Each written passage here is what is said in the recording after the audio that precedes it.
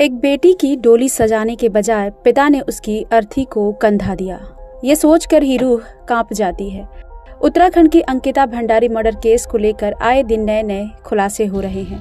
आपको बता दें कि बीजेपी नेता के बेटे पुलकित आर्य के रिजॉर्ट को लेकर भी कई सच सामने आ रहे हैं।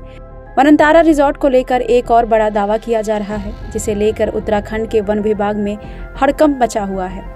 दरअसल आरोपी पुलकित आर्य के रिजॉर्ट में हिरन और अन्य जंगली जानवरों का मांस लोगों को परोसा जाता था। बता दें कि जानवरों का शिकार कर मांस को पार्टियों में वीआईपी लोगों को खिलाया जाता था। इतना ही नहीं, हिरन के सींगों का भी इस्तेमाल इस रिजॉर्ट में किया जाता था। सूत्रों की माने तो वनतारा रिजॉर्ट में एक केज यानी पिंजरा होने की बात सामने आई है, जिसमें हिरणों और जंगली जानवरों को रखा जाता था ताकि समय पड़ने पर उनका शिकार किया जा सके और मांस का इस्तेमाल खाने के रूप में किया जा सके। दरअसल रिजॉर्ट में जानवरों का शिकार कर उन्हें महंगी महंगी पार्टियों में परोसा जाता था। इससे पुलकित को भारी मुनाफा होता था। इतना ही नहीं, रिजॉर्ट में जानवरों के सींगों का इस्तेमाल भस्म बनाने के लिए किया जाता था। हालांकि इस मामले में उत्तराखंड पुलिस के साथ साथ प्रशासन भी अलर्ट हो गया है। फिलहाल पुलिस मामले की जांच में जुट गई है। अंकिता का जो जघन्य अपराध उसके साथ हुआ है, एक हत्याकांड हुआ है, उस पर हम लगातार जांच की मांग कर रहे हैं। हम लगातार बोल रहे हैं कि केस को फास्ट ट्रैक कोर्ट में भेजा जाए।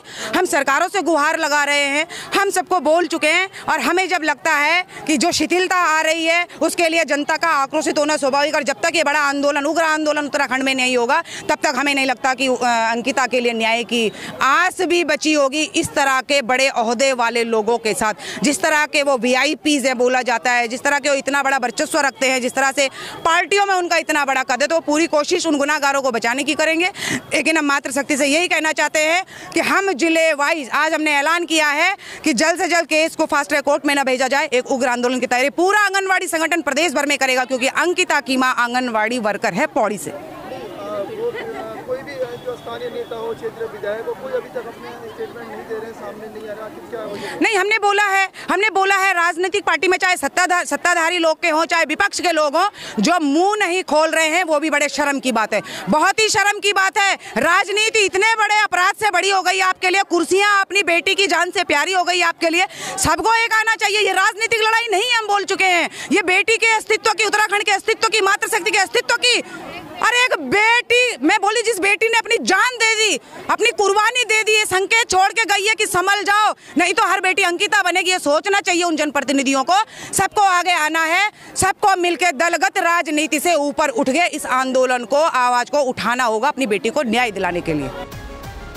आपको बता दें कि ऋषिकेश में अंकिता हत्याकांड में किसी ने कल्पना भी नहीं किया होगा कि देवभूमि में ऐसे भी लोग हैं जिन्होंने मानवता को शर्मसार करते हुए बेटी की हत्या की है, जो आगे बढ़ना चाहती थी। वहीं लोगों की माने तो राजनीतिक दबाव के चलते अंकिता हत्या को दबाने की कोशिश की गई।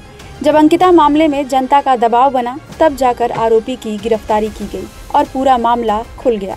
वहीं आपको बता दें कि बीते रोज प्रदेश के मुख्यमंत्री के आदेश के बाद प्रदेश भर के सभी जिलों का प्रशासन अलर्ट मोड पर है, जहां सभी होटल और रिजॉर्ट के खिलाफ अभियान चलाया, जिसके तहत नैनीताल में 5 रिजॉर्ट सीज किए गए। होटल में रिजॉर्ट में चेकिंग अभियान चलाया गया। होटल आनंद कैसल के खिलाफ चालानी कार्रवाई की गई।